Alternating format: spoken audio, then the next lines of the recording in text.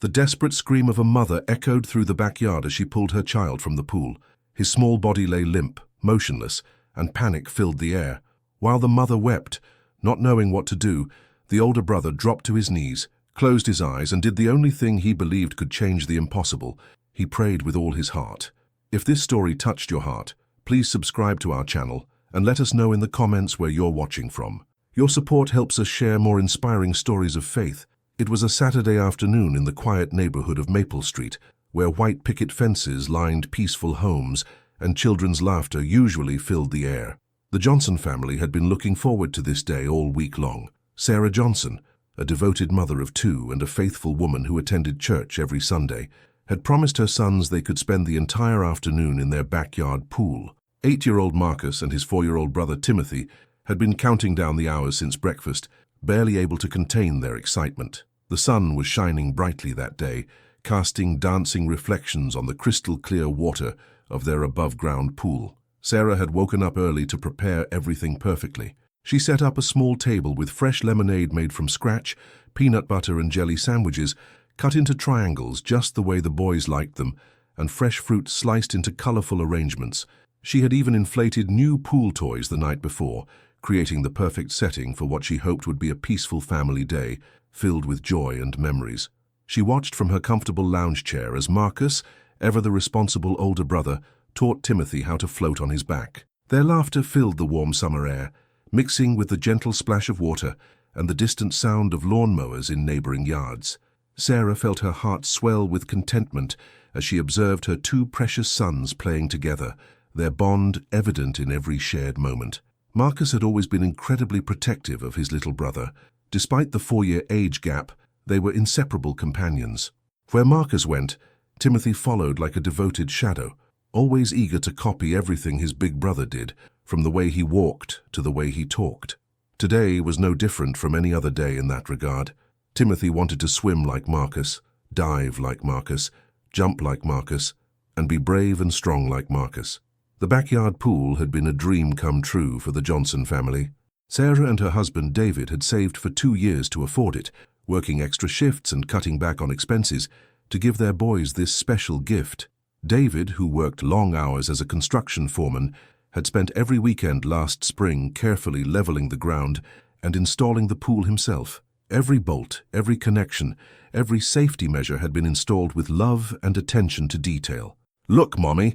Look what I can do!" Timothy called out enthusiastically, his small voice filled with pride and excitement. He had been practicing going underwater for just a few seconds at a time, incredibly proud of his new skill and eager to show off to anyone who would watch. His chubby cheeks would puff out with determination as he held his breath, and he would emerge with the biggest smile, water dripping from his dark hair. Sarah smiled warmly and waved at her youngest son, her heart filled with maternal pride. She was momentarily distracted when her phone rang, and she saw her sister Linda's name on the screen. Linda rarely called during the day unless something was wrong, and Sarah's instinct to help others immediately kicked in. The phone call lasted much longer than Sarah had expected. Linda was going through an incredibly difficult and messy divorce, and she desperately needed someone to listen to her pain and confusion.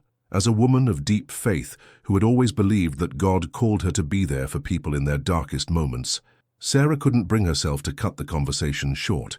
She walked a few steps away from the pool area, still keeping what she thought was a watchful eye on the boys, while offering comfort and prayer to her heartbroken sister. Linda sobbed as she described how her husband of 12 years had suddenly announced he was leaving her for someone else. She felt lost, betrayed, and questioned everything she had believed about love and commitment. Sarah's heart ached for her sister, and she found herself sharing Bible verses and words of encouragement, reminding Linda that God had a plan even in the midst of pain.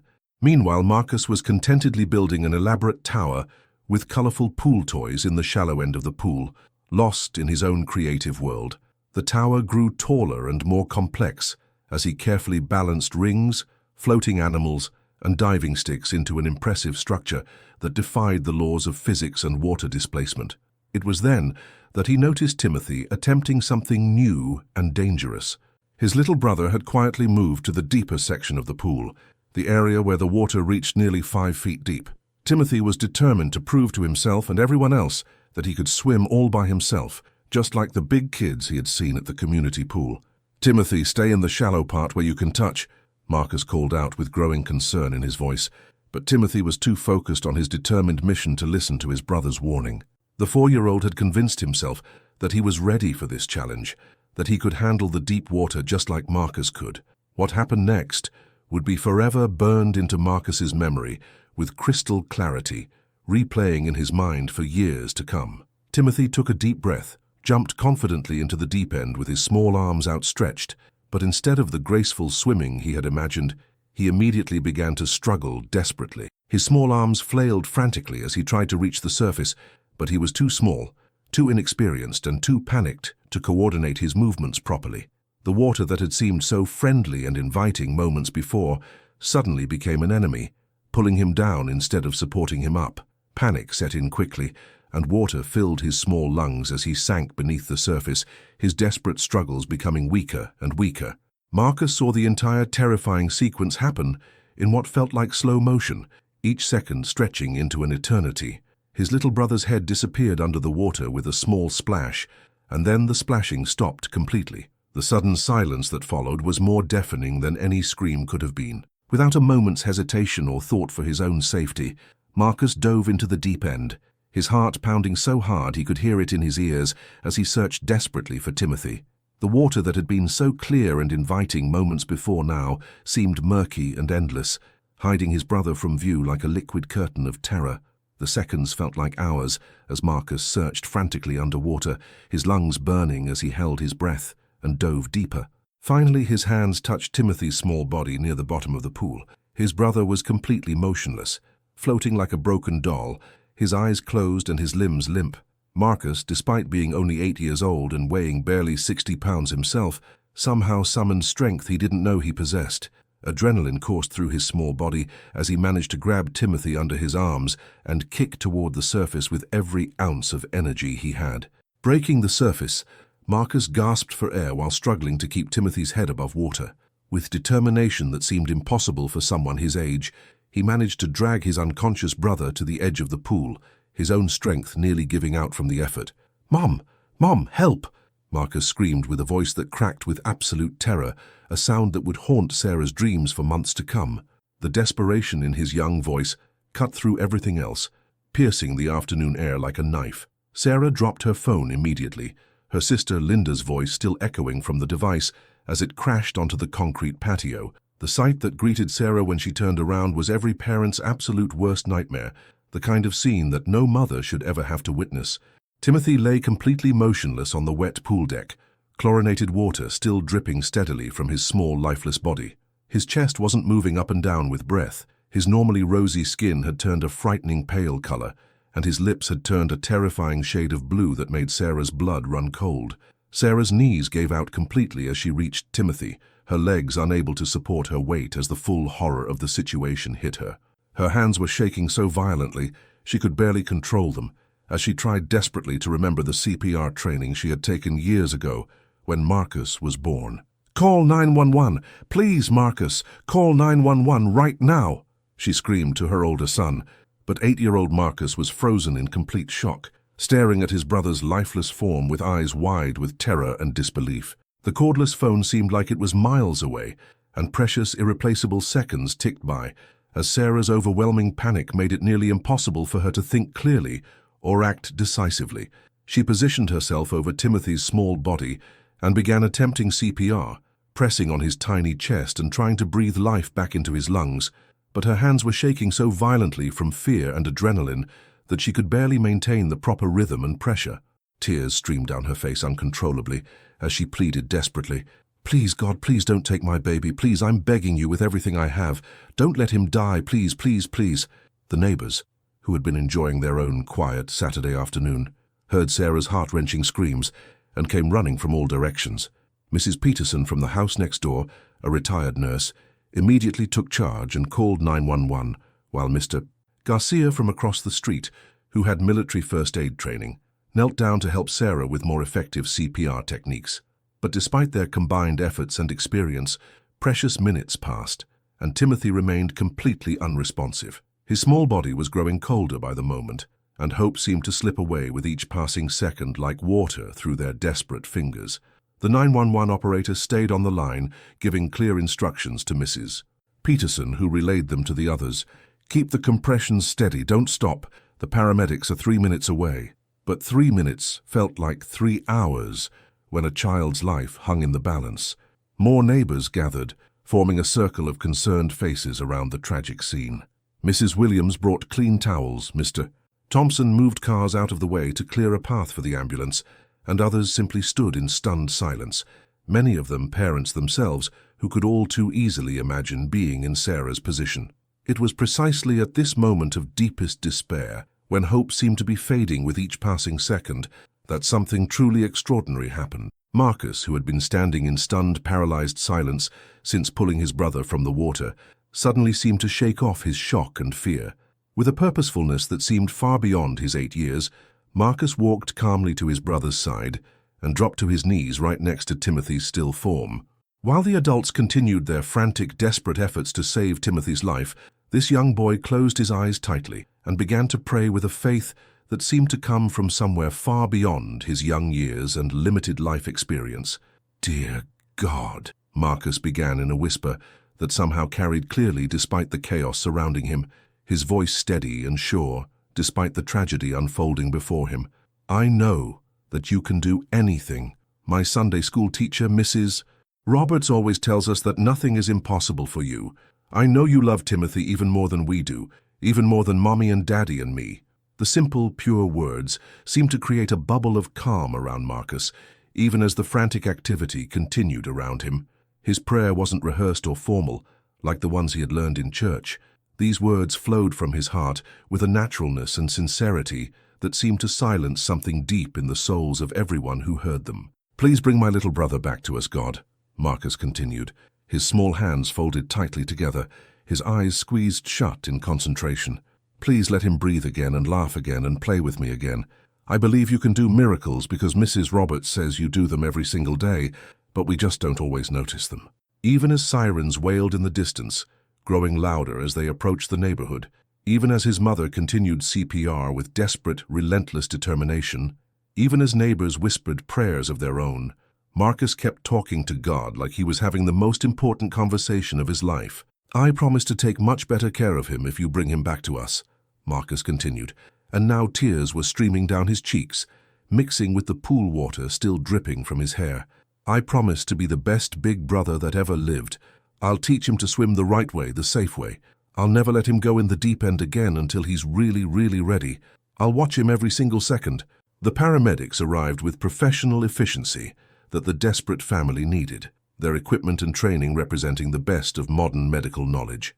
They immediately took over from the neighbors, working with practiced hands and advanced equipment, following protocols designed to restart life in situations exactly like this one.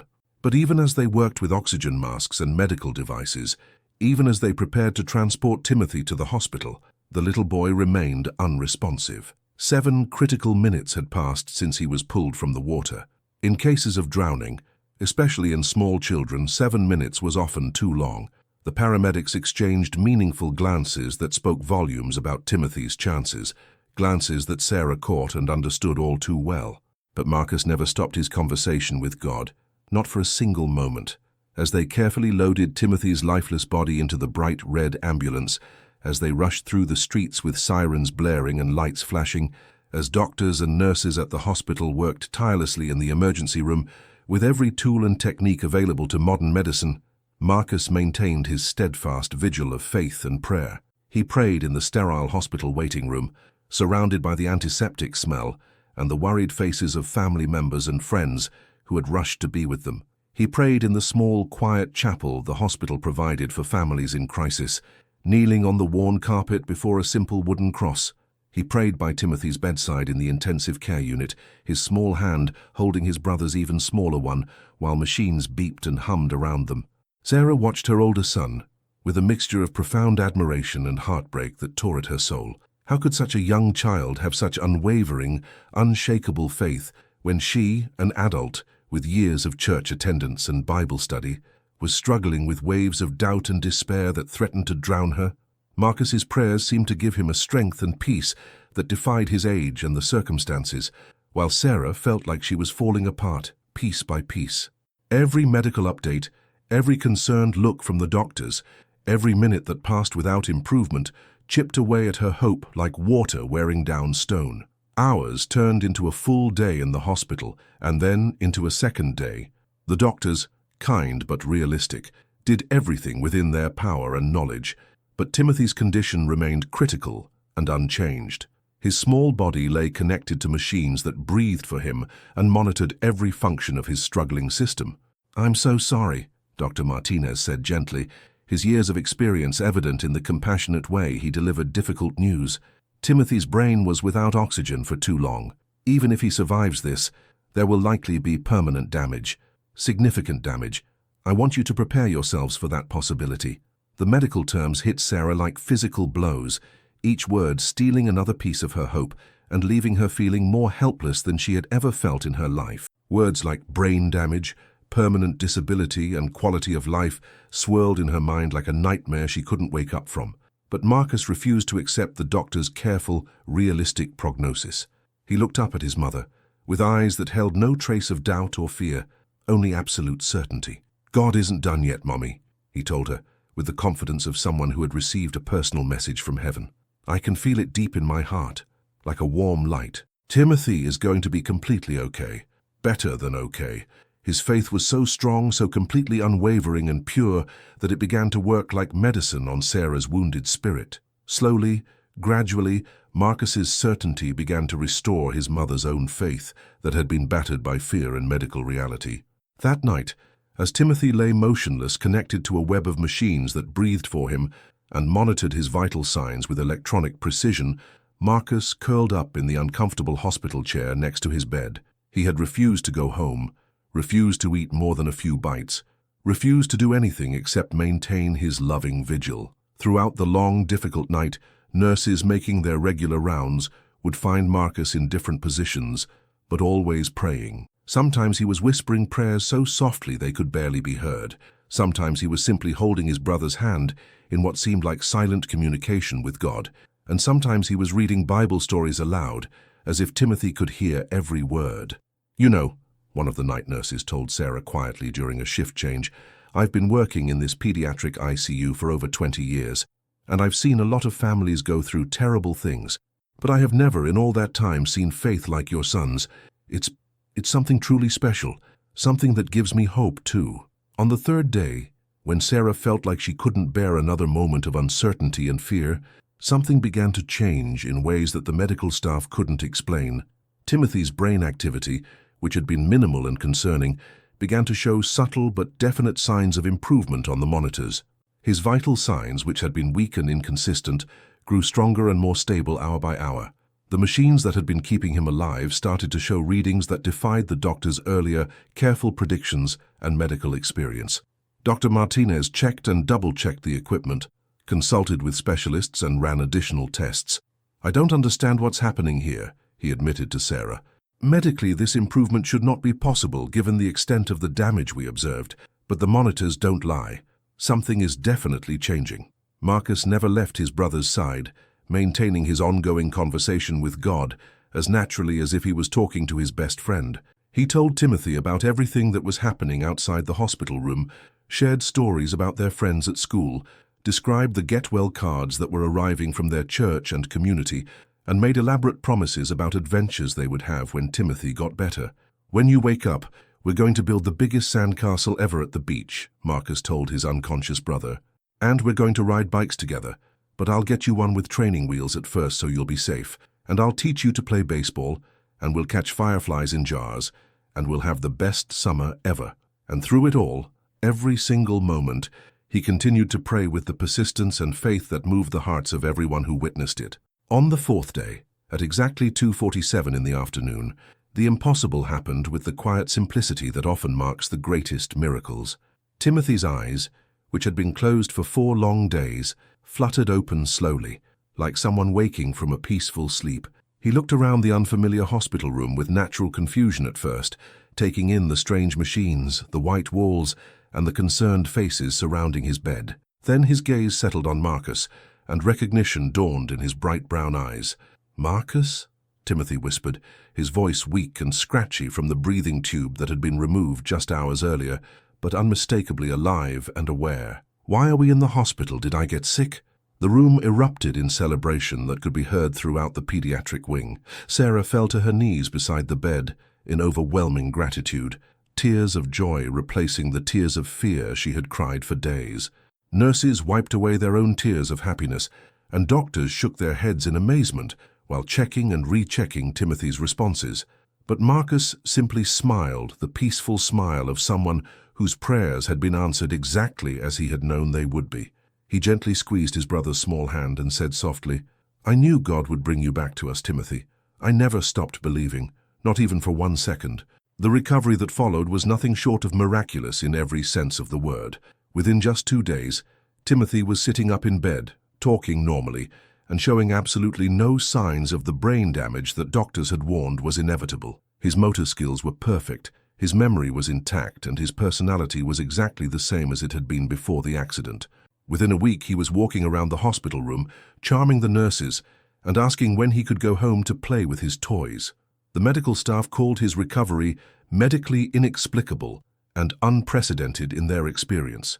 The Johnson family simply called it a miracle, while Marcus called it an answered prayer that he had never doubted would come. Word of Timothy's miraculous recovery spread like wildfire through their community, their church, and eventually far beyond their small town. People came from neighboring cities to visit, wanting to hear firsthand the story of the little boy whose faith had literally moved mountains and brought his brother back from the brink of death. Local newspapers picked up the story, then regional media, and eventually national television programs wanted to interview the family. But through it all, Marcus remained humble and focused, always redirecting attention away from himself and toward God, emphasizing that anyone could pray with faith if they truly believed.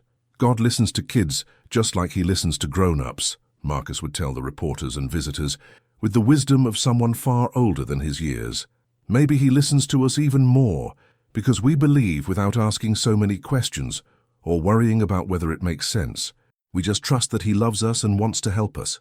Timothy returned completely to being the energetic, curious 4-year-old he had always been, but now with a new appreciation for life and a big brother who watched over him with even more devotion and care than before. The pool in their backyard was eventually filled with laughter and play again, but now with swimming lessons that were thorough, safe, and never taken for granted. Sarah's faith was transformed completely by watching her 8-year-old son's unwavering trust in God during their family's darkest hour. She began sharing their story at churches, women's groups, community centers, and anywhere people needed to hear about the reality and power of faith in action. Sometimes, Sarah would tell audiences with tears of gratitude in her eyes, God uses the smallest voices to show us the biggest truths about who He is and how much He loves us. If this story of faith and miracles has touched your heart, please subscribe to our channel and comment the word miracle below so we know you stayed until the end. We'll personally give your comment a heart as our way of saying thank you for being part of our community of faith.